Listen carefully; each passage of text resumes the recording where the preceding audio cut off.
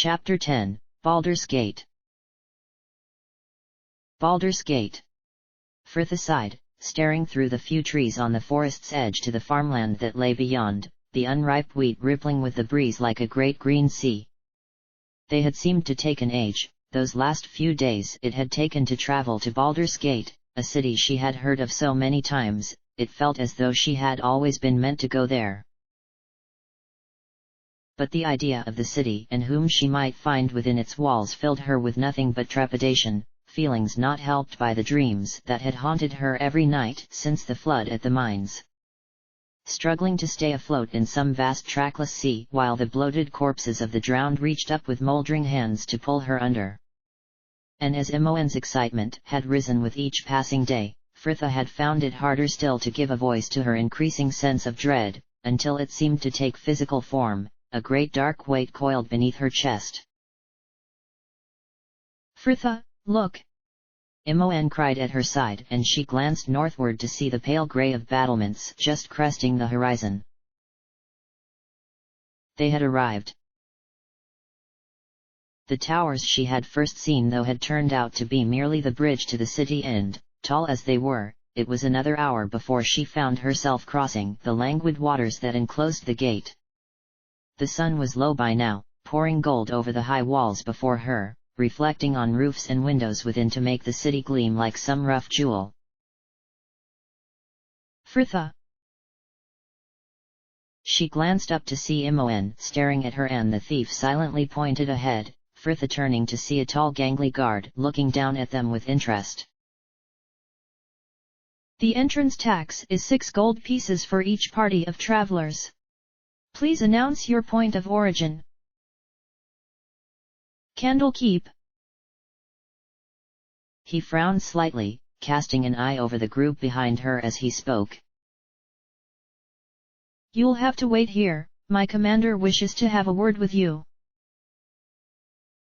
Frithla watched him turn, walking over to a door in the base of the nearest bridge tower and disappear through, reappearing moments later with an older man at his back, his graying hair cropped short and a long thin scar running from eyebrow to jaw. "First off, let me introduce myself.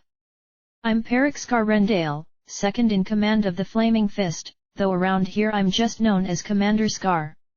Though it is not necessary for you to reveal your names, please answer me this: are you the group that was involved in the fiasco at the Nashkel mines?"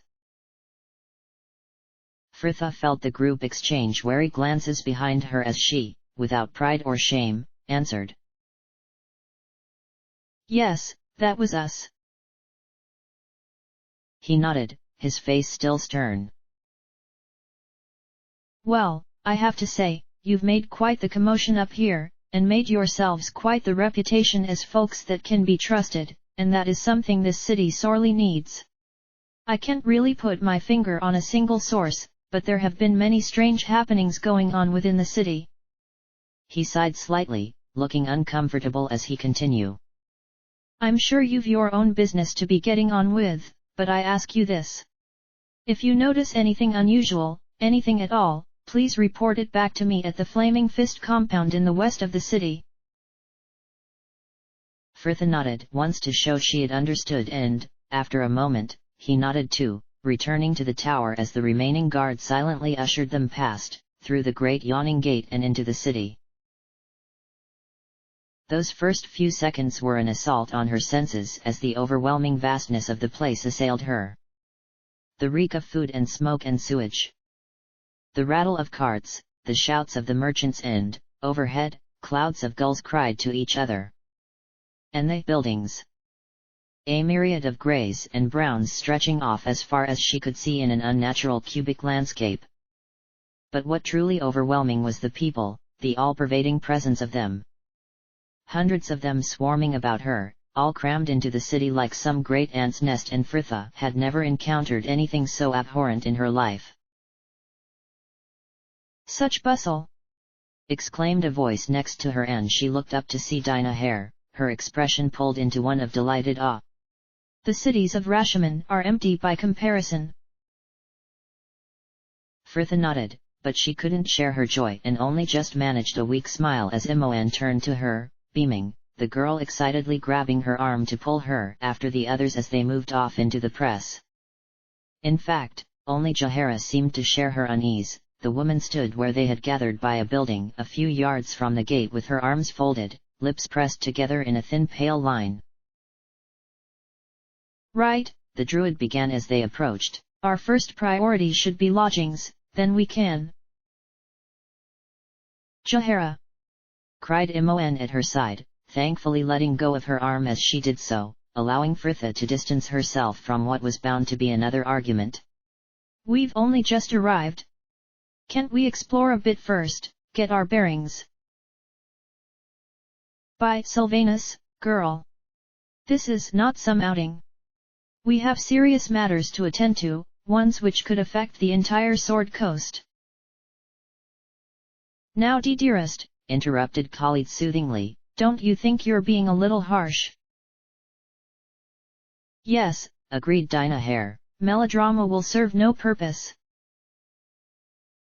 Melodrama? The druid repeated, whirling on the smiling witch Laren with barely controlled ferocity, and Fritha took the opportunity to turn away, leaving them to their bickering.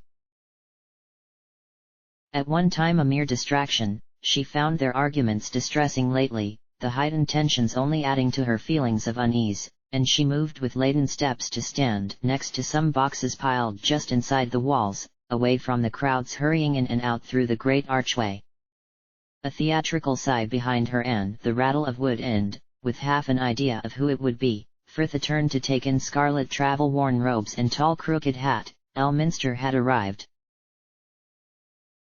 Good day to thee, young one, he smiled, looking up at her from where he was sat on an obliging crate, his blue eyes sparkling.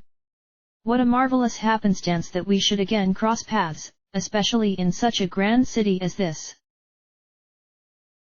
She just stared back at him, wondering vaguely if he thought he was being amusing, and the old mage's eyes seemed to lose some of their life. Ah, I see that thou ve no time for my wry banter, he continued with a gentle smile, leaning his staff against the chest next to him. 'Tis true, our meeting was no accident, though I do honestly take pleasure in seeing thee again. Why have you sought me out? He sighed, and genuinely this time, her manner clearly the cause. But after days of pretense for the other's benefit, Fritha found she hadn't the energy to perform for him as well.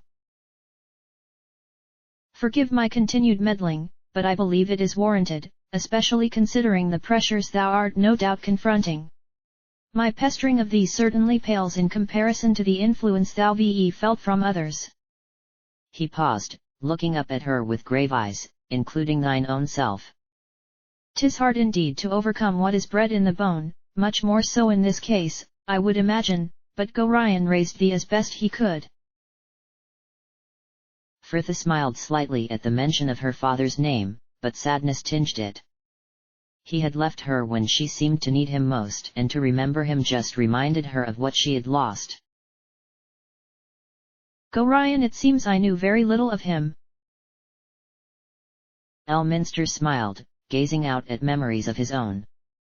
He was long my friend and we talked often, though less so after he settled down with thee. He felt a stable childhood would better prepare thee for well the problems that would eventually come. He cared deeply for thee. Her eyes felt hot and Fritha swallowed past the sudden lump in her throat, turning to watch some children playing by the gate, not wanting him to see the tears fall. But Gorion was right about thee, in more ways than one. Thou be a good heart, child, and let no one tell thee otherwise. My worry is that thy lineage is harder to escape than most. What are you talking about? She asked, whirling back to the man. What do you know of my lineage? But Elminster just shook his head, dismissing her question as he continued. You've bad blood in thee, hungry blood, and it will not let thee go without a fight. For better or worse, what's bred in the bone will be dealt with in time. I trust thou ve the will to face what's within thee. He looked up at her, searching her eyes for an answer, and she turned from him again, staring out the gate to the plains beyond, feeling a sudden obstinate strength rise within her heart. Bad blood, had she? Well, she'd show them what her blood could do, she'd show them all. I will do as I must, she replied, a certain steel behind her words, before she turned back to him with a shrug. What choice have I? He shook his head, looking suddenly old as he rose stiffly from his seat to embrace her. I am sorry if I brought thee melancholy, child, I am sure the future will be kind to thee. But, for now, I take my leave and wish thee well. He patted her shoulder gently as they parted, before replacing his hat, gathering up his staff, and he was gone. Fritha! Hey, Fritha! Imoen shouted behind her, and Fritha turned to see her jogging across, the rest of the group watching them from over the girl's shoulder. What are you doing? I just looked up and you were gone. Come on, Jahara says there's an inn near here. Wordlessly, she followed. It seemed Jahara had finally ended the argument Imoen had started, and the group took a western street, weaving through the crowds until Jahara paused outside a large whitewashed building, the blue sign above the door proclaiming in a fine ornate hand the elf song. The druid led them in, the bar surprisingly light for a public house, though the air still held the tang of stale beer and pipe smoke. 3 rooms were taken, with her and Imoen sharing as usual, a cheerful maid taking them up the narrow stairs to the 4th floor and showing each pair their rooms in turn, before leaving them to unpack. Fritha moved into the small simple room, the door banging against the tall dresser that was crammed behind it. It was only just large enough for the 2 beds that rested in each corner, either side of the window she was now stood opposite. But it was clean, the stark white walls softened by the warm yellow quilts that covered each bed. The window faced northward, and through it she could see the city again, laid out before her and drenched in gold as it had been outside the walls. Which bed do you want? Came a voice behind her, and Fritha half turned to see her friend glancing about the room appraisingly before her eyes came to rest on her. She shrugged, dumping her pack onto the right one, and Imoen laughed. Good, 'cause I wanted this one. They spent the next few moments unpacking, the familiarity of the routine and Imoen's blithe chatter serving to calm her, and when Jahara called in to fetch them down to dinner an hour or so later, she found them both sprawled across Imoen's bed, giggling over one of the thief's old love letters. My thoughts are haunted by your verdant eyes. Fritha read aloud, her friend laughing as she pretended to swoon. Light, who would have believed it? She continued, thinking back to Candlekeep and the shy gangly lad who had served there as a guard. You know his friend, Druis, liked you, said Imoen, taking the well-fingered parchment back to gaze over it fondly. I know, Fritha nodded, and Imoen glanced up sharply, clearly surprised she had managed to notice until she explained, Beth told me. He didn't send me any letters though. She continued with a sigh, preferring instead, to express his regard through the medium of picking on me during sword practice. Imoen snorted, lost to giggles as the door opened behind them. Well, it looks as though you 2 have settled in well enough, the druid remarked, and Fritha smiled, rising to haul Imoen to her feet before following the woman out. The gate was just a place like any other, as long as they were all together, nothing would come to trouble.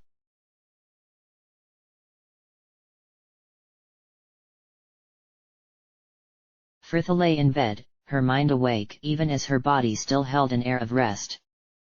She had found it hard to sleep that night, unable to stop her mind going over and over the plans they had made together at dinner, to make quiet inquiries into the Iron Throne and gather evidence to expose them. And this, combined with the unfamiliar noises of the city that seemed to start her every time she had been close to sleep, meant it was the early hours of the morning before she had managed to drift off. In fact, the only reason she was awake now, was that for the first time since she could remember, Imoen had awakened before her and was currently clattering about the room as she dressed. Fritha yawned widely, finally giving up on the idea of sleep and opening her eyes to watch her friend, who was now stood before the mirror combing her hair. Someone's up early. Imoen started slightly, turning back to her with a grin. Not really, you're just up late, she answered with her usual cheek, and Fritha smiled wryly. Is that so? And here was me thinking it had something to do with the fact we're in the city. Her friend laughed, dropping to her knees beside the bed as Fritha propped herself up on an elbow. I refuse to believe you're not excited too. I mean, it's Baldur's Gate. She breathed with a heady reverence, as though even the name held something for her. Just imagine what we could find here, what we could do. All this from the girl who didn't bat an eyelid in Bergost. But Imoen just laughed again, pestering her until she was out of bed before dancing out the door, telling her she'd see her at breakfast. Up and dressed, it was but moments later when Fritha left too, clattering down the stairs to the large open common room, the smell from the kitchens making her hungry as she joined her friends at their table. Jahara glanced up as Fritha finally appeared for breakfast, looking a little tired but nowhere near as drawn as she had the previous day, and the druid felt her worries dissipate somewhat. The city had so clearly left her uneasy the day before, and dinner had not left her much better. Any mention of the Iron Throne always guaranteed to trouble her. But the girl seemed well enough now as, sitting down and spooning yogurt into her bowl as Imoen poured her some tea, the cook bustling over to lay the last of their dishes on the table. And here we are, the woman trilled, setting down a trencher of bread, steam still rising from the first few slices, fresh from the ovens. Look at that! Breathed Imoen, the months spent eating whey bread clearly leaving their mark on her as she began to pile slice after slice upon her plate. That isn't bread, Fritha laughed, leaning over and touching the light springy surface with obvious delight. That's sliced cloud. Oh, hark at you! Laughed the cook, flushing with pleasure. Here's something to complement the sweetness of your tongue, she finished, setting a jar of yellow paste on the table before the girl. And lemon curd. I haven't had that since well. Fritha tailed off, looking momentarily lost before she grinned, heaping a healthy spoonful on top of her yogurt and stirring it in.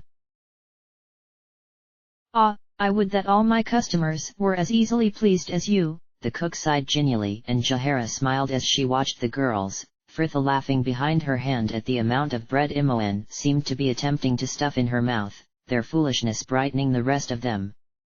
It was amazing how just one person could bring about such a change. Well, a good day to you all, the woman trilled with a final nod, and Jahara's eyes followed her back to the kitchens as she left the table, a lot more cheerful than when she had arrived.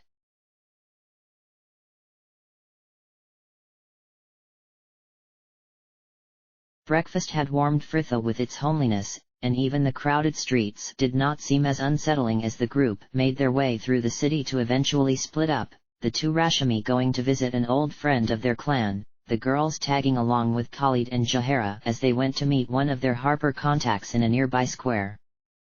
A kind old man named Antilles Folsom, he made a grandfatherly fuss of her and Imoen that reminded Fritha of Taith Ariel, and spoke to Jahara as a daughter, telling her he was glad to see the years had been kind to her and softened her manner. Something it had taken Imoen a lot not to comment on. Antilles seemed to know nothing more than they though, bar telling them that Scar of the Flaming Fist could be trusted, but he invited the two Harpers couple to visit him later at the local hold. The three moved off slightly to discuss a time and place before they rejoined them, and it was as they were returning to the elf song for lunch that Imoen grabbed her arm to halt her, leaning in to hiss at her ear. See that man over there? Fritha glanced warily to the Harpers as they continued along the street, worried of losing them when she wasn't sure of the way back, before she followed Imoen's gaze to a dark-haired youth, casually leaning against a lamppost with an easy grace, his eyes trained on the people milling about the square before him. What, him? Imoen nodded, her eyes never leaving him. See the way he's watching those noblemen? He's a thief, she announced with a pride that made Fritha smile. Come on, Imoen, we'll lose. But at that moment, he looked up, his eyes seeming to snap straight to them, and he was moving through the crowds towards them before she could blink. Fritha went cold, her hand moving instinctively to her sword, as the all-too-familiar scenario played out before her. Imoen, fall back and knock an arrow. There you are! Snapped a sudden voice behind them, and Fritha whirled, never happier to hear the druid's reprimands than at that moment. By Sylvanus, you two haven't the sense you were born with. Wandering.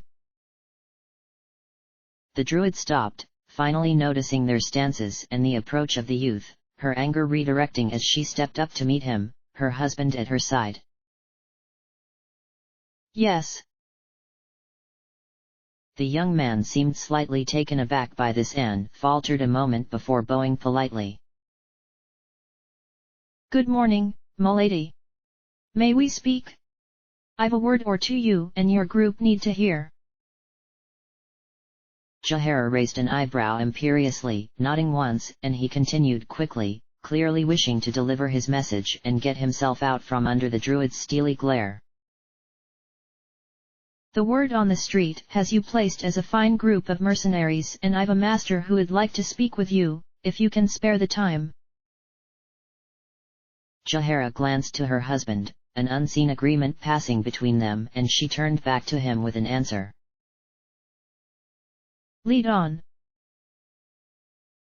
They followed the youth along their planned route, back into the east of the city and past the elf song to a group of dilapidated buildings that huddled in the shadow of the city's old inner wall. He led them up nearest set of steps and through the door, pausing to have a brief word with the man inside before opening another door and showing them into a large room, tables and low sofas scattered about it. He led them on though, to the room opposite, which turned out to be an office of sorts, a lean wiry man of dark complexion rising to greet them as they entered. Greetings, I am glad you saw fit to meet with me. I am Guildmaster Alatos, head of the thieves of Baldur's Gate. Thank you, Niklos. The youth nodded, turning to leave without a word, and, strangely, Imoen followed him to stand in the adjacent room, chatting genially. And Fritha only kept half an eye on the guildmaster as he explained to the harpers how he had suddenly found himself low on hands and asked to hire them for a few jobs about the city, her true attention caught up watching Imoen giggle and play with her hair. Her focus was hardly needed anyway. Jahara refused the guildmaster before he had even explained the task, and with an abruptness that meant their departure was likely to be immediate. Sure enough, Alatos nodded stiffly and called for someone to escort them out, Fritha shouting after her friend as they passed. Imoen. The girl glanced to her, turning back to say a quick farewell to the youth before jogging over and following her out the door. Outside, the brightness seemed to have them all blinking after the gloom of the guild, and they lingered a moment at the foot of the steps until Jahara struck out southward, heading for the inn, and the rest of them trailed after her. Fritha fell into step with Imoen, the clear blue arc of midday sky above filling her with a sudden joy as she glanced to her friend, who was staring into the distance, a slight smile pulling at the corners of her mouth. What's his name then? What? The girl questioned, turning to her, the confused tone belied by her guilty smile. Fritha smiled too, rolling her eyes at her friend's pathetic attempt to play the innocent with her. Imoen, you had the exact same look on your face when I walked in on you and Piotto kissing in the Piers library. Imoen laughed delightedly and continued, her voice dropped low and earnest, clearly just bursting to share her secret. He's Niklos. He joined the guild about a year ago. And he's wonderful. Such a description. I feel I know him already. Frithha commented mildly and was rewarded with a laugh, her friend shoving her playfully. Don't tease me, you always tease me. Frithha smiled and promised she would behave, spending the next few moments patiently listening as Imoen told her of her new acquaintance in every giddy giggling detail. They were back in their room by now, Imoen lying on her bed, quiet except for the occasional sigh, green eyes staring off at something only she could see and a smile still playing at her mouth. Are you coming down to lunch, then? Asked Frithha, sure that any mention of food would likely bring her round, but the girl seemed to barely hear her. What? Oh, no, I'm not really hungry. Not hungry? Frithha exclaimed, no less surprised by this than if the girl had just told her she was running off to become a novice of Helm. By soon, he really got to you, didn't he? Oh Frithha, she cried, rolling onto her side to gaze up at her with a dreamy smile. I can't tell you. It was just so sudden. One moment I was just chatting with him and then...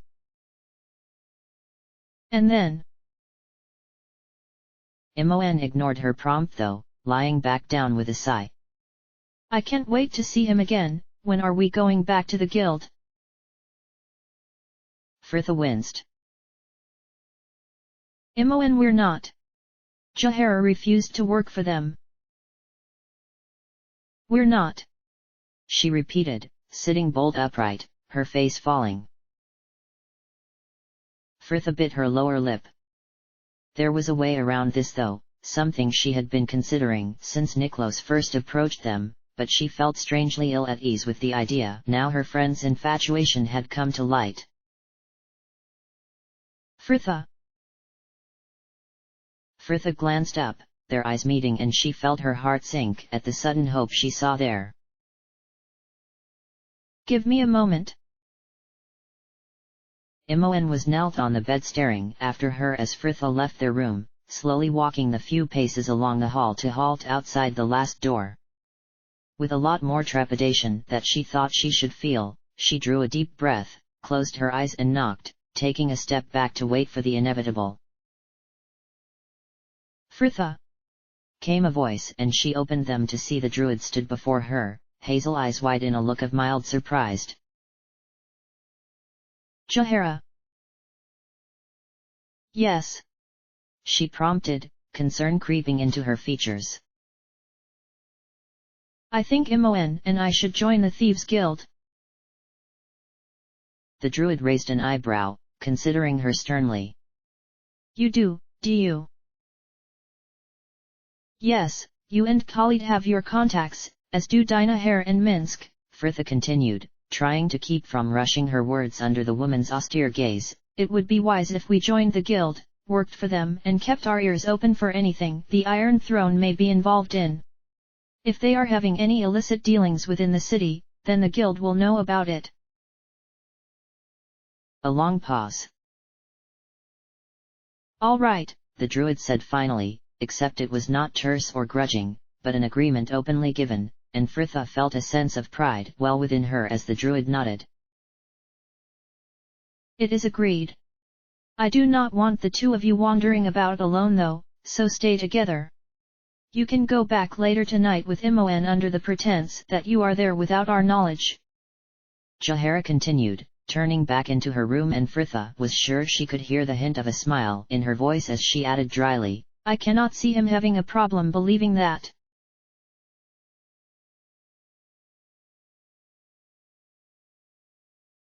Jahara was correct in her assumption, and Alatos hardly raised an eyebrow when they turned up later that night, all giggles and nerves as only young girls who think they're being terribly rebellious can be. To be fair, there was hardly much acting involved on their part. Frithha had had all afternoon and the evening to worry about her plan, and Imoen was a touch restless too, though, Frithha suspected, for a completely different reason. But the guildmaster accepted their explanation readily, complimenting them on their business sense before dismissing them to his second, gnarlin dark walk.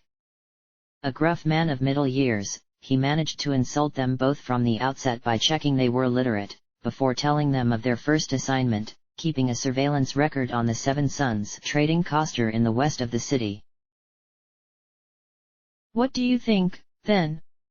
asked Fritha, as they wandered back into the common room, glad to be out from under the old thief's scrutiny. "Do you suppose our Narlin became a thief and earned his name sneaking about the dark streets of the gate? Or was it always his name and he just decided to cut his losses and become a thief, because no one would believe he wasn't at least a little shady with a name like that?"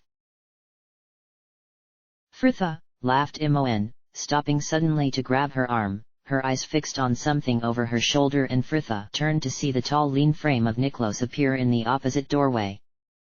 He seemed to scan the room a moment before his eyes found her friend, and with a surprised smile he nodded his greeting, making for them with easy strides. Fritha could certainly see why she liked him, tall with handsome features, his dark brown hair worn was mid-long and curling about his face, the day or so's worth of stubble on his chin giving him a roguish air. "Fritha," Imoen breathed, the grip on her arm tightening. "Gods, you really are nervous." "Maybe," she smiled, glancing to her, "but it's a good nervous, like, I don't know, thousands of butterflies are inside me, don't look at me like that," she added with a snap as Fritha cast her a sidelong glance as began laughing behind her hand. "What's so funny?" came a smooth voice above them, and she stopped laughing to glance up into a pair of pale blue eyes. "Oh, nothing," Imoen replied brightly, giving her arm a meaningful squeeze before finally releasing her. "Niklos, this is my friend I was telling you about, Fritha, this is Niklos." Fritha nodded politely. "Nice to meet you." "Likewise, I'm sure," he returned with a slight smile, his eyes traveling carefully over the pair. "You know, the way your other friends marched you out of here before, I didn't expect to see you again." Imoen snorted. "Yeah, well, what they don't know, won't hurt them." All three laughed at that, before it slowly ebbed off to an awkward silence. Fritha sighed gently, they really hadn't time for this. "Well, we shouldn't keep." "Imoen, can you come with me?" cut in Niklos with an abruptness that made Fritha frown. "There are some people I think you should meet." Her friend started, looking momentarily surprised, before beaming. "Yeah, okay. You coming, Fritha?" "No, I think I'll stay here," she answered, smiling as confidently as she was able as she gestured to the room. "Introduce myself to some of the locals. See you back here in an hour." "Sure." And Fritha watched them go, disappearing through one of the northern doors before she turned to scan the room, her stomach beginning to churn. Well, investigations had to start sometime.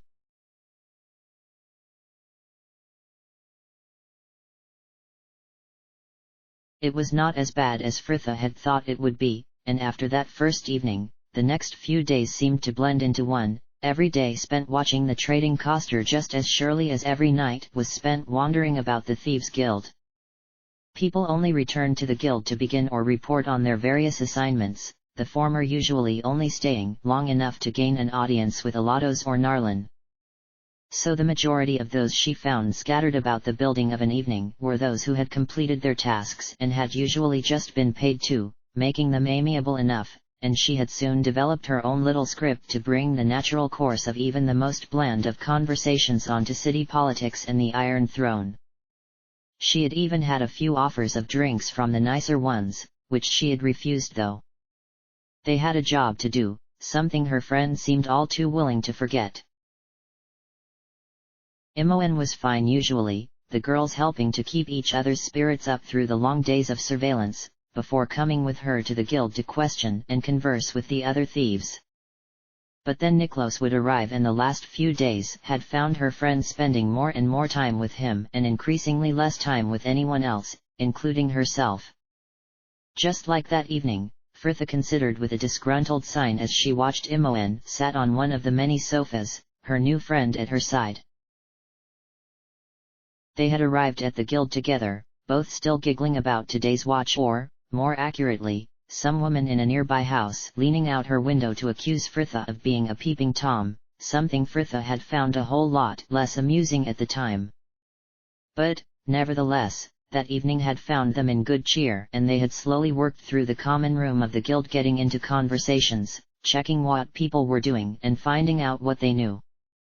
Finally, Niklos appeared and Imoen went to greet him, something Frithha certainly didn't begrudge her. But after a while, the girl was returning to talk to him more often, and for longer and longer, her work filtering off until she seemed to give up completely and had sat where she was now, the man at her side. Frithha had mentioned it to her a couple of times now, about how it made more work for her and time was running out, things Imoen always agreed with. But it was as though as soon as Niklos arrived the girl couldn't help herself. Frithha shook her head, she felt like such an old shrew, constantly having to remind her of their duties, and it was with a heavy heart she finally saw her chance and quickly crossed the room to Imoen, yet again to play nursemaid. "Come on," Frithha hissed, Imoen at last alone while Niklos was called in to speak with the guild master. "There are other people here to talk to, you know." "Frithha, in a minute," Imoen whined, clearly wanting her to leave her be. "He says some of his friends are arriving soon, I can talk to them." Frithha's look though was obviously not one of ready acceptance, as the girl frowned and continued with a terse sigh, "You just don't understand, Frithha." Frithha scowled slightly as she slunk off again. Imoen was right, she didn't understand. Her friend had had attachments of this sort in the past, but it had never put such a wall between them before. It had just been like a game, one of many they would play together, and though Imoen's meetings with them would always be alone, she would come back full of talk and laughter to share. But, now as soon as Niklos turned up it was as though Frithha didn't exist. The girl fought down a surge of jealousy as she watched her friend, held rapt by his every gesture. What was so special about him anyway? He wasn't that handsome. Certainly not as amazing as he seemed to think he was, and she trusted him about as far as she could throw Minsk. Frithha had tried sitting with them, watching the man hold court among his friends, but, to be quite frank, she found it dull. Still, Imoen clearly didn't, and these friends of his may hold some clue about the Iron Throne. Frithha sighed gently and sank onto a nearby sofa, resigned to the fact they would probably be there another hour at least, and unable to help but feel a little warmed as her friend caught her eye, beaming at her stupidly before her attention was drawn back to the man at her side. "Ah, love's young dream."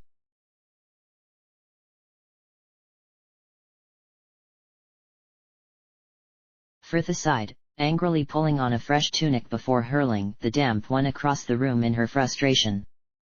She and Imoen had been sat out on the docks when the shower caught them, unable to find proper cover where they could still see their current mark, and the girls had been soaked to the skin and half dried again by the time their replacements arrived that evening. It was a day only made worse by Imoen's inability to enter into any conversation without it eventually being brought around to her favorite subject. Niklos. In fact, so prevailing was this tendency that Frithha wondered whether Imoen hadn't been working on a little script of her own, one to naturally bring the course of every conversation onto Soon's gift to larceny. "Friday dha," whined the girl in question from the hall, clearly anxious to get to the guild. Frithha sent a scowl in her direction, absently hoping they had the ability to travel through walls before moving with a deliberate lack of haste to the dresser and shaking out her damp hair, a mass of curls where it had been rained on and then allowed to dry. She frowned at her reflection, debating on whether to bother trying to brush it, or just wait until later when she could give it a wash. "Frithha, will you come on?" "Imoen, it's not as though you're eager to get back to work," she snapped, her friend's impatience making the decision for her as she threw the brush after her tunic in temper. "I'll be there when I'm good and ready." Just a moment to gather her hair back up and pin it in place, and she was out in the hallway to join her, much to the girl's relief. "Finally! Now can we?" "Well, there are two faces I have not seen in a while," a voice behind them interrupted genially, and they turned to see Jahara stood at her door, "Just getting in." Imoen sighed and sullenly rolled her eyes. "I'll wait for you downstairs."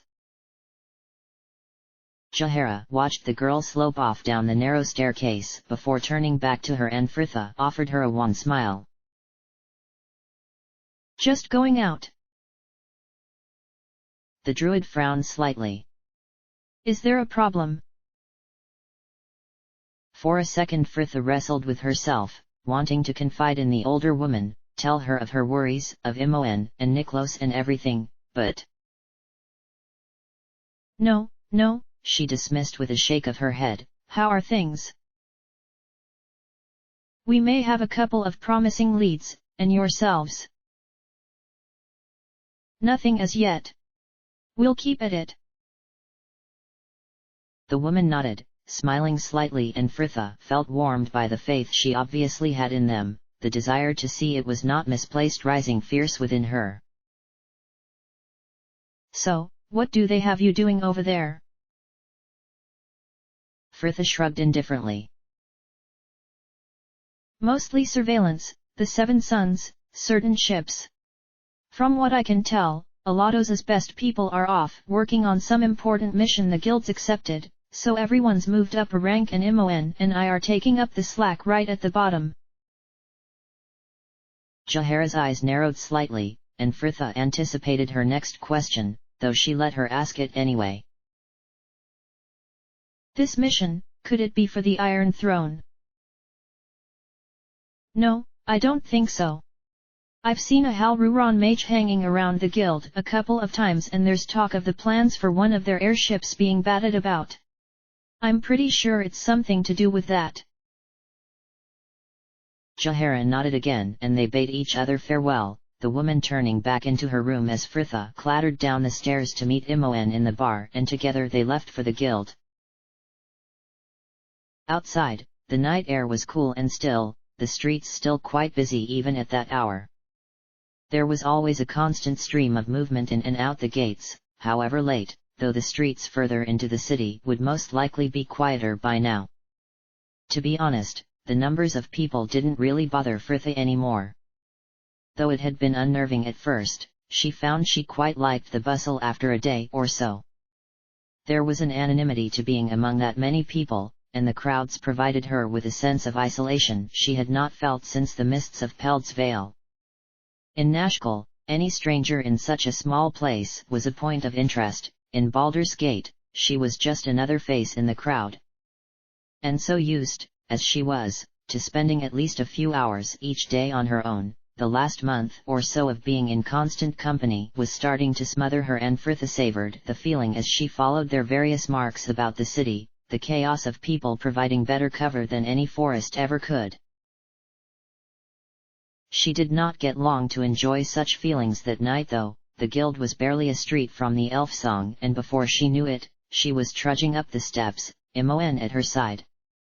The first thing that hit her was a wall of noise as she pushed open the door to the common room. The area packed with people stood and sat, the sound of their talk and laughter a low rumble in the warm air.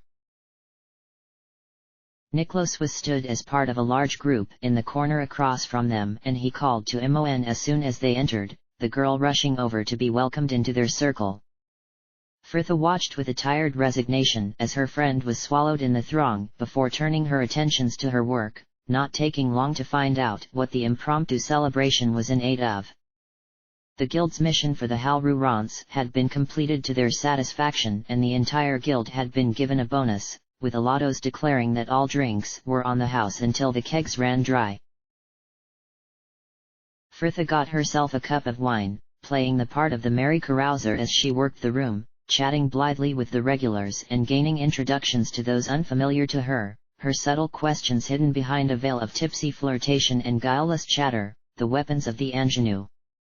Every now and then, she would catch a glimpse of Imoen through the crowds, laughing with Niklos and his friends, clearly doing nothing but enjoying the party, all warm eyes and wide smile.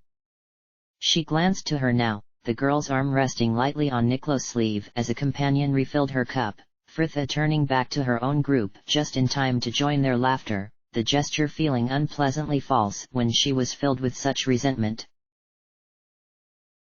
Fritha sighed tersely to herself, a reasonable mind trying to prevail over her green heart. She should know by now Imoen was going to be like this, and if it bothered her, well, she should just say something. Again, a nagging voice reminded bitterly, and she fought down another surge of bile, pulling her face into smile as one of her own group offered round more wine. Fritha shook her head, excusing herself from their company to lurk outside Niklos' circle, waiting for a moment to catch Imoen's attention and beckon her across. "Hey Fritha, having fun?" she greeted cheerfully, her smile fading in the face of her frown. "Imoen, what is going on?" "What do you mean?" "I mean," Fritha continued, Imoen's apparent obliviousness only serving to rile her further, "why aren't you doing any work? Look, I really went out on a limb convincing Jahara to let us join the guild. We need to show her we can be relied upon, she trusts us." "Oh, is that what's got you all worried?" Imoen smiled, clearly relieved to have worked out what was upsetting her. "Was she hassling you before?" "No," Fritha cried, stung on the woman's behalf. "She was just asking how we were doing, which, if we're honest, is quite badly. We know nothing more about the Iron Throne and we never will at this rate. Here we are, at a gathering with practically the entire guild present, and you're just lounging about with the same few idiots you see every day." "Fritha, it's a party," Imoen sighed, looking as though she was restraining an eye roll with difficulty. "No one is going to want to talk about city politics, and anyone who does is going to stick out a mile off." "Well, that just goes to show the amount of effort you put in, if you can't manage to disguise your inquiries from these drunken louts," Fritha snapped in reply, the rationality of Imoen's excuse making her even crosser. "Oh, there's something wrong with the way I work, is there? Well..." "What? You won't help anymore?" Fritha cut in scornfully. "Well, there's a threat." "Look," Imoen continued, squaring up to her indignantly, "I've done my work, just because I'm not obsessed with the Iron Throne." "So I'm obsessed, am I? And I wonder why that is." Imoen stood mouthing slightly, the unexpectedness of her attack leaving her friend at a slight disadvantage.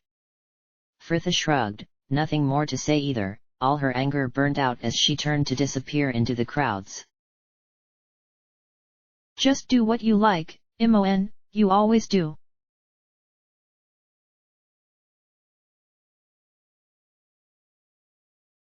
Another day sat bored to tears listening to just how amazing Niklos was, had finally led them here, back to the place Fritha liked even less, and to such a degree she spent a good few hours considering whether the whole building wasn't actually some small demi-plane of hell, its denizens all created for her own subtle torture. Had it really only been a 10-day since they had first stepped into the perpetual gloom of that God's forsaken guild? Fritha sighed to herself as she wandered the familiar path about the common room. It wasn't that bad really, she was just bored and tired, and her mind was over-exaggerating in an effort to entertain itself. She had given up on trying to get Imoen to help since the last argument. All the nagging and squabbling was turning Fritha into someone she hated, and after the uncomfortable apologies had been exchanged, work was never discussed between them again. Imoen still chatted to people now and then, but most of her time was spent with Niklos, and Fritha found she was, although not happy with the situation, too tired to make further attempts to change it. She ended her circuit where she had begun, at the sofa Imoen and Niklos usually shared, the girl in question sat upon it and thankfully alone that evening. In fact, the whole guild seemed rather quiet. Something must be going on, she would have to remember to make inquiries into what the following night. As for tonight, well, if no one else was there, Frithia couldn't see any reason they should be, and she hadn't seen her bed the right side of midnight in a few days at least. Come on, Imoen. I've looked about, it's just the usual lot. Let's get back to the inn. But... She glanced to her and there was suddenly no need for any explanation. Niklos. By Shar, Frithia sighed, scrubbing a hand across her face in frustration, unwilling to start another argument. Imoen, we're here every night. I'm practically nocturnal as it is. Oh, come on, Frithia, please, just until midnight, I just know he'll be here. All this for some boy, she sighed, but sat down heavily next to her all the same, and Imoen beamed. Oh, Frithia, you just can't understand. When I'm with him, it's like there's no one else in the world. Frithia smiled tiredly and remained silent. It seemed a little sour to say it certainly felt that way.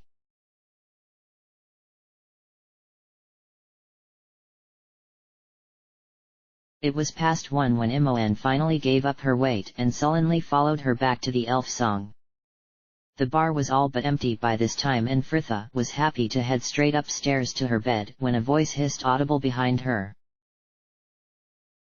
Hello. She turned with Imoen to see a gnome sat in the gloom of the corner table, beckoning to them in a way that was clearly meant to be covered and was failing miserable. Frithia glanced in query to Imoen, who shrugged, and together they made their way over. Shh. Hello. He greeted, his whisper louder than most would talk. I am Silas. Might I have a moment of your time, dear ladies? How do I approach this? You are for hire. The girls shared a silent look, Frithia turning back to him with an eyebrow raised over a steely glare in Jaehaera's signature move. Oh, and nothing like that, he corrected hastily, his mustache seeming to bristle at the very thought. I mean I need a job done. Get my intent? Strictly hush hush. He winked theatrically, and beside her, she heard Imoen stifle a snort as they each drew out a chair either side of him and sat down. I should like to procure your talents for a unique illegal service. How illegal? Asked Frithia, and the gnome beamed. That's the spirit. He enthused, rubbing his small hands together. A little larceny never hurt anyone. Well, it won't hurt me anyway, and to be fair, I would ask that no one else be injured during this exploit. I mean, I want you to steal something, but I want it done in the nicest way possible. It's roguery on a par with Danilothon of Waterdeep, and I'll pay you well for it. 500 gold pieces for one night's work. Frithia waved this news away. She had money enough in her purse, and a desire for gold would not win her over on this. What is the actual job? Imoen pressed, being stood up, clearly doing nothing to improve her patience. Their new friend seemed not notice though, dark eyes gleaming as he leaned in. Oh, it's a marvelous trinket from distant Lenton. A telescope. He breathed with reverent awe, nervously licking his lips. There's not another like it this side of the trackless sea. Such a thing is made to be used, not worshipped. Sounds like he'll be doing a bit of both, muttered Imoen at her side, and Frithia had just enough time to disguise her snort as a sneeze as Silas carried on regardless, his voice growing louder as his passions rose. It must be in the hands of someone who can truly appreciate it. Those Gondites just don't unders. Gondites? Imoen interrupted, and he started, momentarily surprised it seemed to find them there. Oh, yes, he continued, recovering quickly, Did I not mention that bit? The telescope is currently in possession of High House, the Temple of Gond. It's on display in the Hall of Wonders. Imoen gasped, turning to her, a wild light gleaming in her eyes. Fritha, she breathed with awe and doing a rather good impression of Silas, just imagine. And however many reservations she had about this, Fritha felt it too, the hungry call of the challenge. If they managed it, it would not bring them fame or even infamy. Only those who partook would know. But she would know, and it would make her smile whenever she thought of it. Imoen was still staring at her, eyes hopeful, and Fritha grinned. We'll do it. Imoen's good humor was instantly restored and they concluded the deal quickly, arranging to deliver the telescope to Silas there within the 10-day, before both parties retired to their rooms to dream of what the venture would bring them. Fritha smiled, folding her trousers neatly over the end of her bed as Imoen chatted and planned, describing times and ways they could gain entry to the temple and their mark. This was more like it, her and Imoen, together again, just like they had always been. But as though these thoughts had somehow tempted a malevolent fate. Hey, maybe we could invite Niklos along too. Fritha closed her eyes, her look of disappointment hidden as she crouched over her bag to retrieve her shift. Imoen, we can't, she sighed, proud to have kept her voice even as she straightened. We're part of the guild now, they can't know we're taking jobs on the side, it would be a breach of the rules. Oh come on, haven't you listened to half his stories? Everyone does it. So he says, Fritha muttered, pulling her shift over her head and wishing she was asleep already. And what's that supposed to mean? Imoen snapped, instantly bristling. Fritha sighed, straightening the skirt and slumping tiredly onto her bed. Imoen. I'm not sure about him. When he smiles, he leaves his eyes behind.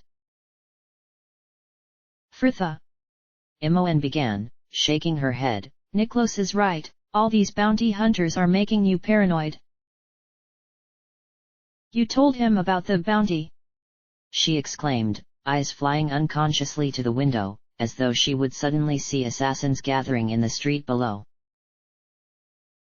No, of course not. The girl answered, clearly stung. Then how did he know? He probably just read a notice like anyone else, she said matter-of-factly, crossing to the dresser to comb her hair. Fritha felt a cold dread creep across navel. Yes, he could have just read one of the bounty notices. But only official bounties approved by the state could be displayed within the city walls, over at the Flaming Fist garrison. A sudden unnamed panic seemed to seize her. Imoen, have you spoken to him about the Iron Throne yet? Well. Have you? She pressed, fear making her temper flaring. No. Imoen finally snapped, slamming her comb onto the dresser, the bottles atop it chiming, Okay? No, I haven't. By mask, it's like you're turning into Jahara. Fritha sighed, leaning back against the cold wall, a giddy relief quivering through her. But the girl obviously took her silence for hurt feelings, for Imoen moved to sit at her feet, patting her legs affectionately. I'm sorry I said that.